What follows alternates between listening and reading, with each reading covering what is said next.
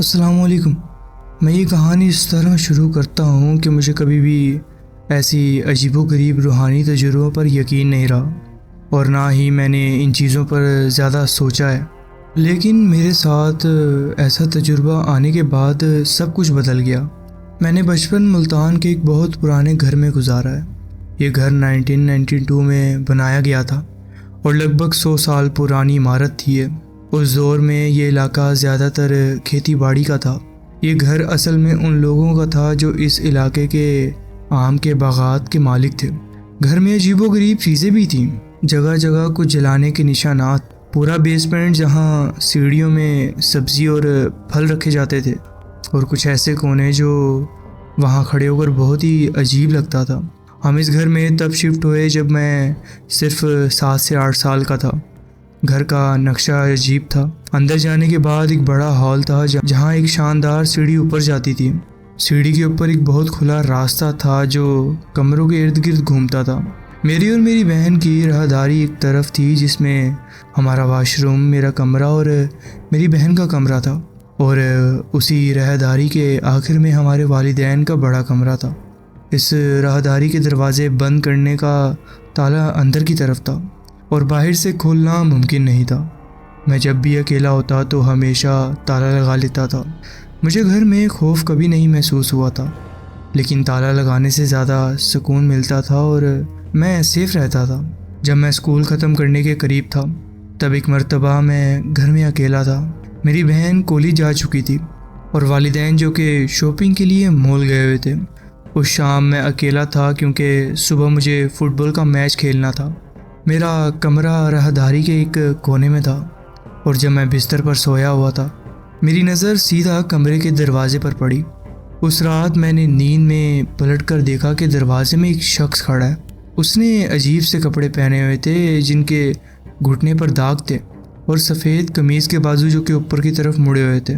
उसके बाल थोड़े घने और लंबे थे। सबसे अजीब बात यह थी कि उसने मुझे हाथ हिलाकर सलाम किया, लेकिन आम तरह नहीं, बल्कि उंगलियां एक एक करके नीचे गिरती गईं, फिर वापस ऊपर, जैसे कोई अजीब अंदाज का वेव हो। मैंने समझा शायद ये कोई ख्वाब और हकीकत का मिक्स है। मैंने सोचा कि मैं शायद आधी नींद या आधा जाग रहा हूँ, लेकिन ऐसा नहीं था। मैंने आंखें बंद की, फिर खोली तो वो गायब हो चुका था। और अजीब ये था कि मुझे डर नहीं लग रहा था, दिल में एक सुकून था। मैंने समझा ख्वाब ही होगा, मेरा ख्याल था ये। 6 साल गुजर गए। मेरी बहन की शादी थी। उसकी एक दोस्त थी जिसका नाम आलिया था। बाहर से आई थी और होटल में रुकने के बजाय हमारे घर रुक गई। उसको मेरा पुराना कमरा दिया गया। शादी के दिन आलिया ने गाड़ी में बैठते हुए कहा कि उसको रात सही से नींद नहीं आई।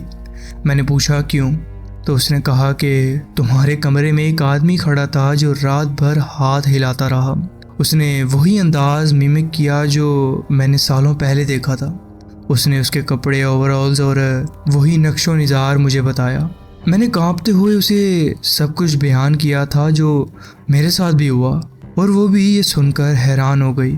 आलिया ने कहा कि वो रूहों को महसूस कर लेती है और ये सिर्फ एक बाइज़रार रूह है जो सिर्फ अपना वजूद दिखाती है। और वाकई मुझे भी उस वक्त कोई खौफ महसूस नहीं हुआ था। कुछ वक्त बाद मैंने अपनी माँ से पूछा कि उन्होंने कभी कुछ देखा है इस घर में। वो मुल्तान के सिविल हॉस्पिटल में डॉक्टर हैं और एक अच्छी पर्सनैलिटी रखती हैं। उन्होंने कहा कि कई मर्तबा सुबह 3 बजे के करीब जब वो ड्यूटी से घर आती थी तो उन्हें एक साया दिखता था जो मेरी और मेरी बहन की राहदारी के दरमियान खड़ा होता था। उन्होंने कहा कि कभी वो डरी नहीं इससे, बस देखा और नज़रअंदाज कर दिया, कभी ध्यान नहीं दिया उस पर। मुझे भी उसके बाद 2 मरतबा उस शख्स को मेरी बहन के कमरे में देखा। एक मरतबा वो बिल्कुल उसके बिस्तर के पास खड़ा हुआ था, लेकिन उस दफ़ा उसने हाथ नहीं हिलाया। जब भी देखा तो वक्त 3 या 4 बज रहे होते थे सुबह के। फ़िलहाल मुझे उससे डर नहीं लगता था। अजीब बात यह थी कि घर में छोटी मोटी अजीब चीज़ें होती रहती थी, जैसे कि लैंप का बार बार गिर जाना, जबकि ना कोई वहाँ पर बिल्ली होती थी, ना चूहा, ना कोई जानवर कि जैसे गिर जाए। मैं मस्ती मस्ती में कहता कि ये उसी का काम है। 2 हफ्ते पहले मेरी भांजी जो 6 साल की है अपनी नानी के घर रात गुजारने गई। सुबह जब वापस आई तो उसने अपनी माँ को कहा कि उसने एक आदमी देखा जो तस्वीरों को देख रहा था। उसने उसको सलाम किया लेकिन वो चुप रहा। जब वो खेल कर कमरे से निकली तो वो वहाँ से गायब हो गया था। अगर कोई असल आदमी होता या तो नीचे आता जहाँ मैं था या फिर दोबारा सामने आता, लेकिन मुझे कुछ नज़र नहीं आया वहाँ पर। ये बात सुनकर सब सोचने पर मजबूर हो गए और ये था मेरा एक वाक़या जो मैं आपके साथ शेयर करना चाहता था। जी बहुत बहुत शुक्रिया, आपने अपनी कहानी हमारे साथ शेयर की। बढ़ते हैं अपनी नेक्स्ट स्टोरी की तरफ। अस्सलाम वालेकुम। मेरा दोस्त जिस घर में रहता था उसका कमरा बेसमेंट के कोने में था। वहाँ हमेशा अंधेरा और खामोशी होती थी जो आमतौर पर नींद आने में मदद तो करती थी लेकिन उतनी ही अजीब भी लगती थी। एक वीकेंड में उसके घर रुकने गया। सुबह करीब 4 बजे मैं अचानक जाग गया बिना किसी वजह के। मैं अपनी करवट पर लेटा हुआ था और उसे देख रहा था जब वो सो रहा था। तकरीबन 1 मिनट गुजरा होगा। बस मैं उसे घूरता रहा और सोचता रहा कि मुझे नींद क्यों नहीं आ रही। फिर अचानक एक अजीब सी बेचैनी और खौफनाक एहसास दिल में आया कि मुझे पीछे मुड़कर देखना चाहिए। ऐसा होता होगा आपके साथ भी कभी कभार। मैं कुछ देर 2 प्रोजेक्ट करती रही मगर ये एहसास ख़त्म नहीं हुआ तो मैंने करवट बदलना सही समझा। जब मैं दूसरी तरफ मुड़ा तो दरवाजे की तरफ देखा तो एक रूह खड़ी थी वहाँ पर। एक साया, काला स्याह। वहाँ एक शख्स का साया था। पहले मुझे लगा कि शायद मेरा दोस्त का कोई रिश्तेदार होगा। कदरों कद बिल्कुल एक आम इंसान जैसा था। वो दरवाजे के पास बिल्कुल सीधा खड़ा हुआ था। लेकिन फ़ौरन दिमाग में सवाल आया कि इतनी रात को उसका कोई रिश्तेदार या उसके वालिदैन यहाँ क्या कर रहे होंगे। मुझे बस एक लम्हे का वक्त मिला सोचना और फिर वो शख्स मेरी तरफ बढ़ने लगा। उस वक्त मुझे समझ आया कि ये उसकी माँ नहीं हो सकती। मैं उसका चेहरा साफ नहीं देख पाया, ना ही उसकी कोई पहचान वाली शक्ल समझ आई, मगर अंदर से एक सख्त खौफ उठने लगा कि ये चीज़ बिल्कुल गलत है कोई। मेरा मुंह से ज़ोर से चीख निकल गई, वो भी बिना इरादे के, बस खौफ से। मेरी चीख सुन के मेरा दोस्त फ़ौरन जाग गया। उसी वक्त जो भी था वो कोने की तरफ भागा और गायब हो गया। एक लम्हे में वो वहाँ था और अगले लम्हे में कुछ भी नहीं था वहाँ पर। वो जगह बिल्कुल सुनसान और खाली पड़ गई थी। मैंने उसे कुछ नहीं बताया, अल्फाज नहीं मिल रहे थे और सच कहूँ तो मैं उसे पागल नहीं लगना चाहता था, इसलिए मैंने उसे कुछ बताया नहीं। लेकिन मेरी नींद बिल्कुल उड़ गई थी उस वक्त। दिल ज़ोर ज़ोर से धड़क रहा था। मुझे पूरा यकीन था कि ये कोई ख्वाब नहीं था। मैं सब कुछ होशो हवास में महसूस कर रहा था। अब भी जब मैं उस बारे में सोचता हूँ तो मेरी रूह कांप जाती है। ये कौन था, ये क्या था और क्यों मुझे इतना ज़ोर से एहसास हुआ उसका। मुझे पीछे मुड़कर देखने पे क्यों उसने मजबूर किया। मैं अब तक खौफज़दा हूँ और बार बार उस मंज़र को याद करता हूँ। ये वाक़या लाहौर के एक पुराने अपार्टमेंट में हुआ था बाय द वे, लेकिन मैं आपको उसकी एग्जैक्ट लोकेशन नहीं बता सकता। ये था मेरा एक वाक़या जो मैं आपके साथ शेयर करना चाहता था। जी बहुत बहुत शुक्रिया, आपने अपनी कहानी हमारे साथ शेयर की। बढ़ते हैं अपनी नेक्स्ट स्टोरी की तरफ।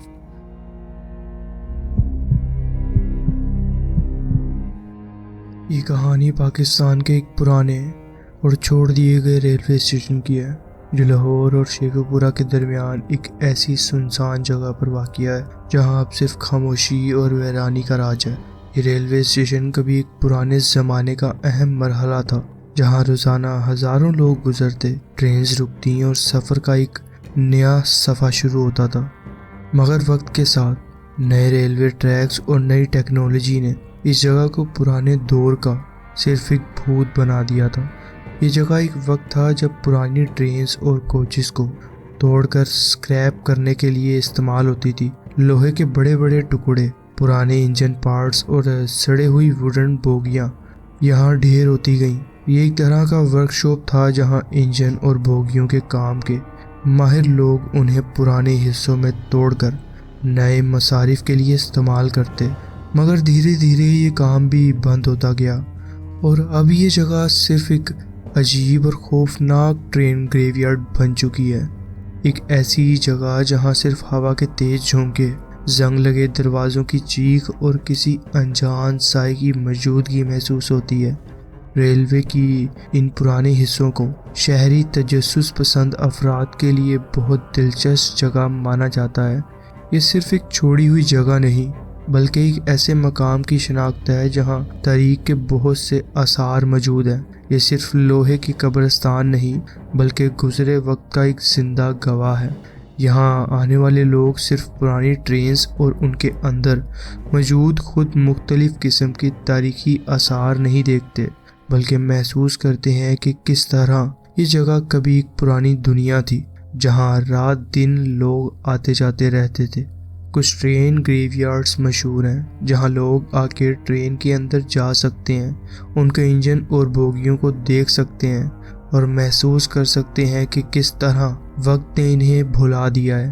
मगर ज़्यादातर ऐसी जगहें सुनसान और भूले बिसरे इलाके में हैं जो सिर्फ चंद लोगों के इल्म में होती हैं। ये जगहें सिर्फ लोहे की पुरानी ढांचे के ढेर नहीं बल्कि उनमें वो कहानियां दफन हैं जो सिर्फ रात के अंधेरे में महसूस की जा सकती हैं। कहीं कोई दस्तक देता है, कहीं कोई सरगोशी होती है और कहीं किसी पुरानी ट्रेन की चीखती हुई ब्रेक की आवाज़ सुनाई देती है जो असल में वहाँ है भी या नहीं कोई नहीं जानता। मैं अक्सर स्प्रिंग के मौसम में आता था जब ठंडी हवाएं चल रही होती थी। इस मौसम में ये जगह किसी पुराने पोस्ट कार्ड का हिस्सा लगती थी। कहीं धुंधली धुंधली रोशनी, कहीं सुर्ख पत्तों से ढकी ज़मीन का एक हिस्सा और कहीं पुरानी बोगी के अंदर से झलक लेता अंधेरा। हर दफ़ा यहाँ आके मुझे महसूस होता था कि ये सिर्फ एक छोड़ी हुई जगह नहीं बल्कि एक कहानी है जो हर बेजान चीज़ के अंदर छुपी हुई है। कभी मैं अपने साथ स्केच बुक भी लेके आता था और पुरानी बोगीज़ या ट्रेन का स्केच बनाता था। कभी सिर्फ ट्रेन्स के बीच से गुजर कर खोई हुई चीज़ों की तलाश में रहता हूँ। कोई पुराना टिकट, एक इंजन का ख़त्म हो चुका मीटर या कोई छोटी सी चीज़ जो शायद किसी वक्त किसी मुसाफिर की याद बनकर रह गई हो। ये जगह सिर्फ स्क्रैप यार्ड नहीं बल्कि तारीख का एक ऐसा हिस्सा है जो धीरे धीरे मिट्टी में घुल रहा है। हर चीज़ यहाँ एक कहानी सुनाने को तैयार लगती है, बस सुनने वाला कोई नहीं। मगर इस दफ़ा मैं लेट स्प्रिंग में यहाँ आया था जो मेरा आम तौर पर आने का वक्त नहीं है। इस मौसम में यहाँ आने की आदत नहीं थी मगर पता नहीं क्यों बस दिल ने कहा कि मुझे यहाँ का चक्कर लगा लेना चाहिए। धूप तेज़ थी, हवाएं भी गर्म हो चुकी थी और जंगल की मिट्टी भी प्यासी लग रही थी। पुरानी बोगियों का लोहा सूरज की गर्मी से इतना गर्म हो चुका था कि हाथ लगाने पर जलन महसूस होती थी। सब कुछ वैसा ही था जैसे पहले होता था। वही पुराने इंजन्स, वही सड़े हुए दरवाजे और वही अकेले खड़े ट्रैक्स जो घास और झाड़ियों में खो गए थे।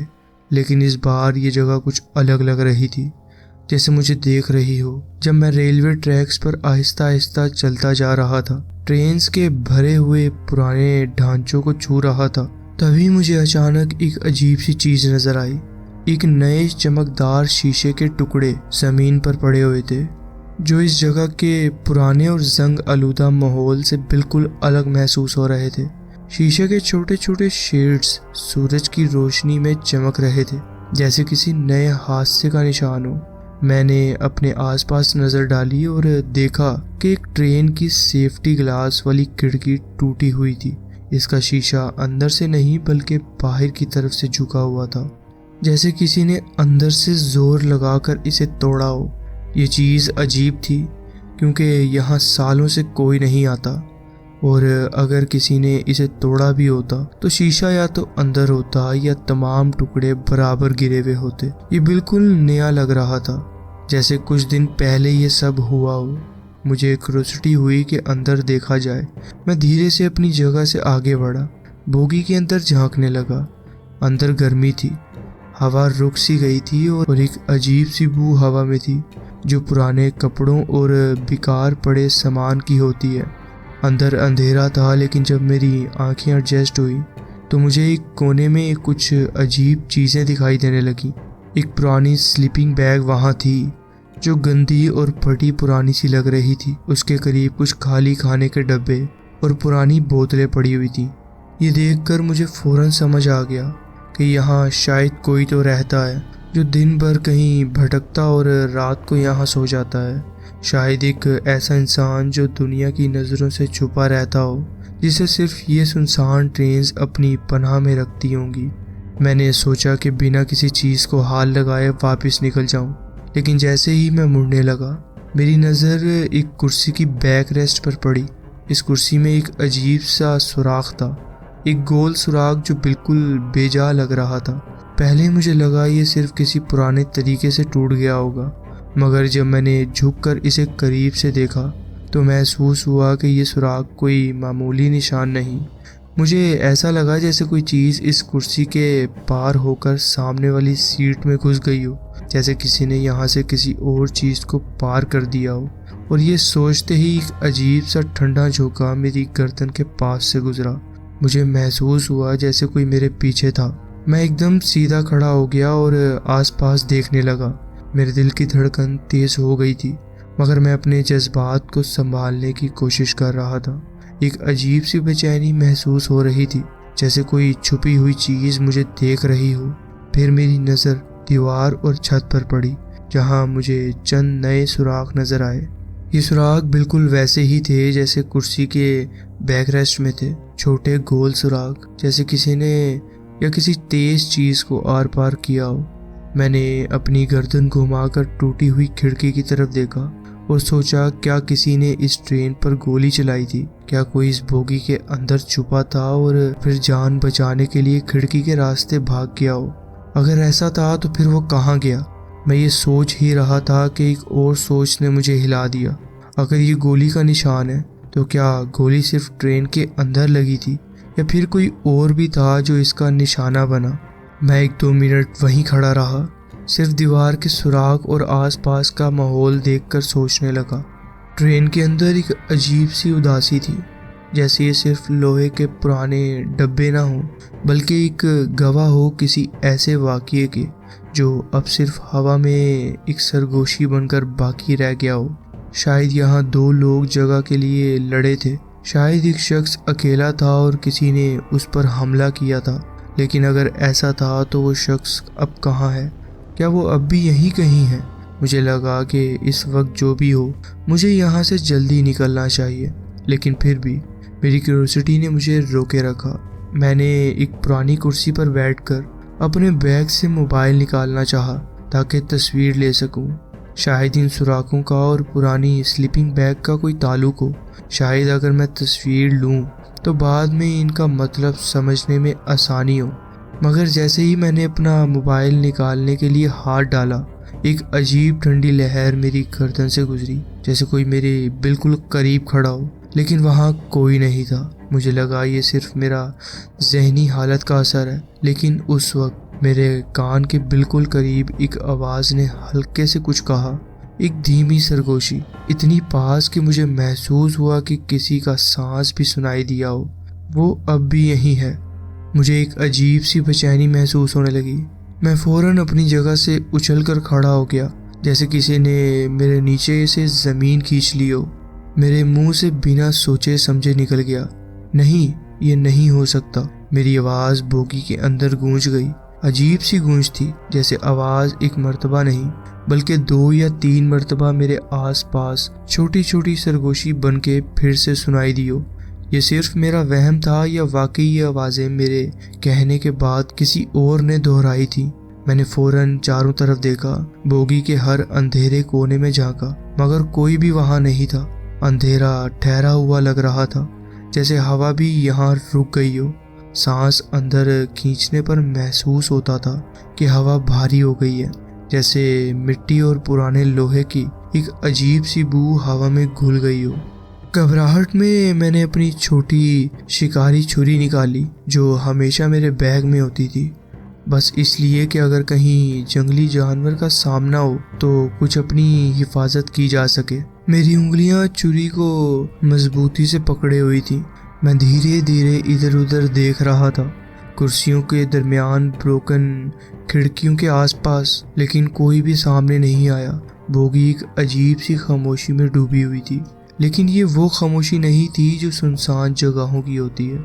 ये एक बेचैन खामोशी थी, जैसे कोई सांस रोककर मुझे देख रहा हो। फिर मेरी नज़र अपने हाथ पर पड़ी। मेरे हाथ जो कि कांप रहे थे। ये सिर्फ घबराहट थी या कोई और चीज़?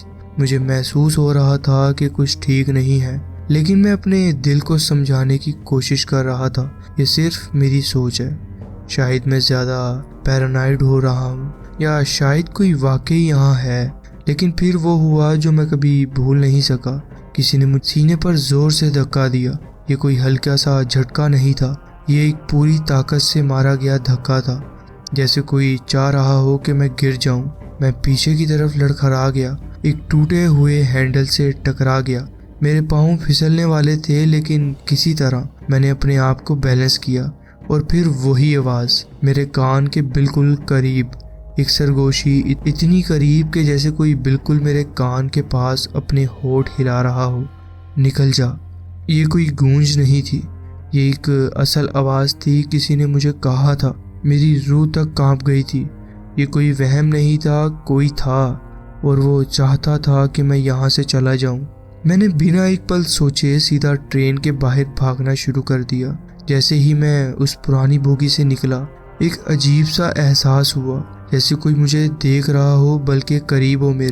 मेरे कदम रेलवे ट्रैक्स पर बर्फ की तरह लग रहे थे, लेकिन मेरे दिमाग में सिर्फ एक ही बात चल रही थी, यहाँ से निकलना है। मैं घने जंगल की तरफ भाग गया, पत्तों और झाड़ियों को चीर कर आगे बढ़ता रहा। सांस फूली हुई थी, लेकिन एक पल के लिए भी रुकने का हौसला नहीं हो रहा था। मुझे महसूस हो रहा था कि अगर मैं रुक गया तो कोई मुझे पकड़ लेगा, लेकिन क्या? ये सोच मुझे और ज़्यादा घबराने पर मजबूर कर रही थी। आखिर एक बड़े दरख्त के पीछे जाकर मैं रुक गया, सांस संभालने की कोशिश की और धीरे से ट्रेन ग्रेवयार्ड की तरफ देखने लगा। मुझे ये जानना था जो मुझे ट्रेन के अंदर महसूस हुआ वो वाकई था या सिर्फ मेरा दिमाग का खेल। पर कोई भी ट्रेन से बाहर नहीं आया, वहाँ कोई हरकत भी नहीं हुई। हर चीज़ बिल्कुल वैसी ही थी जैसे मैं वहाँ पहली दफ़ा आया था। पुरानी ट्रेन्स, घनी झाड़ियों से भरे ट्रैक्स और वही एक अजीब सी मौत जैसी खामोशी। अगर वहाँ कोई था तो वो कहाँ गया? मुझे अब भी दिल में अजीब सी घबराहट महसूस हो रही थी, जैसे कोई अब भी मुझे दूर से देख रहा हो। एक बेचैनी सी दिल में उठ रही थी। मैं और ज़्यादा देर वहाँ नहीं रुक सका।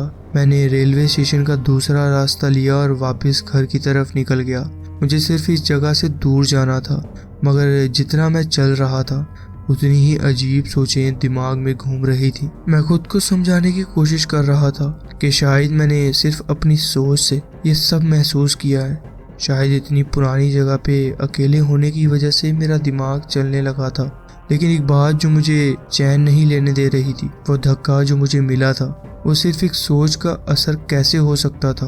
और सबसे ज्यादा वो आवाज़ जो मेरे कान के बिल्कुल करीब थी, निकल जाओ, ये कहाँ से आई थी? जब मैं रेलवे स्टेशन से काफ़ी दूर पहुंच गया था, मेरे दिल की धड़कन अब भी तेज चल रही थी।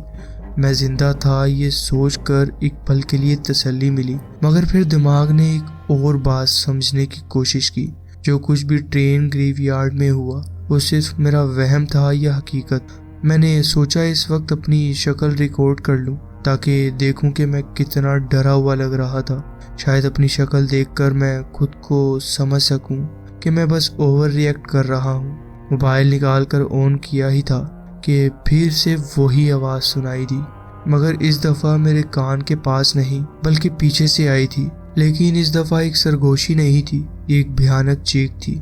एक चीख जो सिर्फ चीख नहीं थी, ये चीख खोखली भी थी और गुस्से से भरी हुई, जैसे कोई बहुत ही गुस्से में हो। एक पल के लिए लगा कि मेरी ताकत चली जाएगी। पैरों ने हिलना बंद कर दिया, लेकिन सिर्फ एक सेकंड के लिए। फिर बिना सोचे समझे मैं सीधा भाग निकला। पत्थर गिरे, झाड़ियों में उलझाया, हवा मेरे कानों से टकरा रही थी, मगर मैं सिर्फ भाग रहा था। मुझे सिर्फ एक चीज़ का डर था, अगर मैं रुक गया तो जो भी ये है, ये मुझे वहाँ ले जाएगा जहाँ से मैं कभी वापस नहीं आऊँगा। जब तक मेरी सांस नहीं फूली, जब तक पैर दुखने नहीं लगे, जब तक मुझे लगा नहीं कि मैं मर जाऊँगा, मैं भागता रहा। मेरी पूरी ज़िंदगी में मुझे कभी ऐसा डर का एहसास नहीं हुआ था। किसी की आवाज़ सिर्फ धमकाने वाली होती है, मगर कभी कभी किसी की आवाज़ सच में जान लेने वाली लगती है। और उस रात मुझे लगा कि वो आवाज़ सिर्फ धमकाने के लिए नहीं थी, मुझे अब दोबारा इस जगह पर जाने का बिल्कुल भी शौक नहीं है। अगर कोई मुझसे पूछे कि क्या मैं वापस जाऊंगा तो मेरा जवाब सिर्फ एक होगा, कभी नहीं। ये सिर्फ एक डर का मसला नहीं है, ये सिर्फ इस बात का मसला नहीं कि मुझे वहाँ अजीब चीज़ें महसूस हुई। मसला ये है कि मुझे लगता है कि अगर मैं वापस गया तो शायद इस दफ़ा वापस नहीं आऊँगा। शायद मैं उस ट्रेन को दोबारा ढूंढ भी नहीं सकता जिसमें मुझे वो आवाज़ सुनाई दी, या शायद वो ट्रेन सिर्फ उसी रात वहाँ थी और अब कभी नहीं मिलेगी। मगर एक चीज़ जो मुझे अब भी सोचने पर मजबूर करती है वो ये कि क्या मैं वहाँ अकेला था जो वहाँ किसी चीज़ से भाग रहा था। मुझे लगता है कि कोई यहाँ सोना चाहता था और किसी रात जब वो सो रहा था तो ये आवाज़ उसे भी भागने पर मजबूर कर रही थी। शायद उस शख्स ने घबराहट में कोई बंदूक निकाल कर फायर भी किया हो, और जब उसे समझ नहीं आया कि वो किस चीज़ पर गोली चला रहा है तो डर के मारे खिड़की से बाहर निकल गया। और अगर ये आवाज़ वैसी ही होती जैसी मुझे रास्ते में सुनाई दी थी, लेकिन अंधेरे में जब आसपास सिर्फ खामोशी होती, तो शायद मेरा भी यही हाल होता। शायद मैं भी ऐसी किसी टूटी हुई खिड़की के शीशे का एक और टुकड़ा बन चुका होता। ये था मेरा वाकया जो मैं आपके साथ शेयर करना चाहता था। जी बहुत बहुत शुक्रिया आपने अपनी कहानी हमारे साथ शेयर की। तो जी फ्रेंड्स, ये थी आज की स्टोरीज़। आप कमेंट्स में ज़रूर बताएं कि आपको ये स्टोरीज़ कैसी लगी। अगर आपको ये स्टोरीज़ अच्छी लगी हो तो वीडियो को ज़रूर लाइक कीजिए और चैनल को ज़रूर सब्सक्राइब कीजिए और बेल आइकन को ज़रूर प्रेस कर लीजिए ताकि आगे आने वाली कहानियाँ वीडियोज़ आपसे मिस ना हो। अपना ख्याल रखें और मिलते हैं नेक्स्ट वीडियो में। अल्लाह हाफिज़।